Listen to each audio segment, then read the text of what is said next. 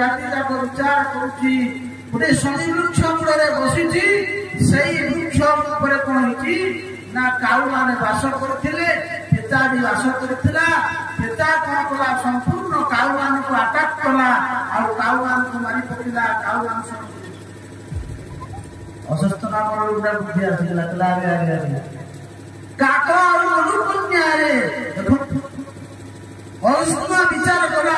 ଏଇ ନିଆଁରେ ଶୋଇଥିବା ଅବସ୍ଥାରେ ତୁ ପାଣ୍ଡବ ମାନଙ୍କୁ ମାରିବି ନା ସାମ୍ନା ସାମ୍ନା ମାରିପାରିବି ନାହିଁ।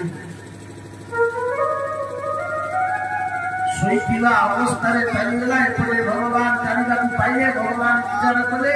ଭଗବାନ ତ ସବୁ ଜାଣନ୍ତି। ଭଗବାନ ପାଣ୍ଡବ ମାନଙ୍କୁ କହିଲେ ଯୁଧିଷ୍ଠିର ରାଜା ଯେତେବେଳେ ରାଜ୍ୟରେ ଜୟଯୁକ୍ତ ହେଇଥାଏ, ରାଜା କେବେ ହେଲେ ଘରେ ଶୋଇଥାଏ। ରାଜା ସତ୍ସଙ୍ଗ କରିବ ପାଣ୍ଡବ ମାନଙ୍କୁ ନେଇ ଚାଲିଗଲେ। ଭଗବାନ ବାରିକା ଶିବିର ରକ୍ଷା ଦାୟିତ୍ୱ ଦେଲେ କାହାକୁ ନା ଇଷ୍ଟଦିନ ରହିଲେ ଭଗବାନ ଶଙ୍କରକୁ ମଧ୍ୟ ଆଲୋଚନା କଲେ। ଭଗବାନ ଶଙ୍କର ଶିବିର ଦାୟିତ୍ୱ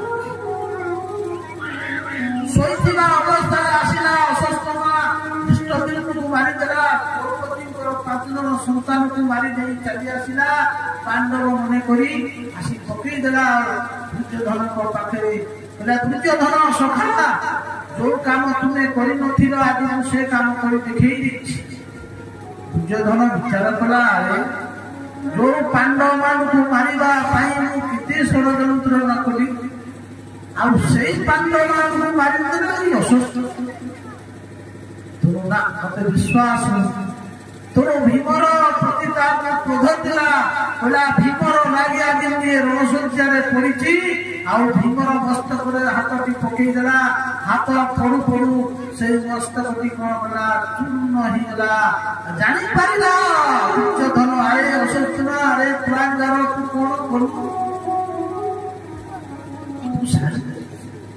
ଆରେ ମୋ ବଂଶ ବିନାଶ କରିଦେଲୁ, ବଂଶ ସମ୍ପୂର୍ଣ୍ଣ ବିନାଶ। ଆରେ ପୁରାଙ୍ଗାର ଇଏ ସେ ଭୀମସେନ ଇଏ ଆରେ ପାଣ୍ଡବ ଏମାନେ ହଉଛନ୍ତି ପାଣ୍ଡବଙ୍କର ପୁତ୍ର ନିରୀହ ଶିଶୁମାନଙ୍କୁ ତୁ ମାରି ପକେଇଲୁ ରେ ଅଶ୍ୱତ୍ଥାମ। ଆରେ ନିରୀହ ଶିଶୁମାନେ କଣ ଦୋଷ କରିଥିଲେ? କି ଦୋଷ କରିଥିଲେ ପିଲାମାନେ?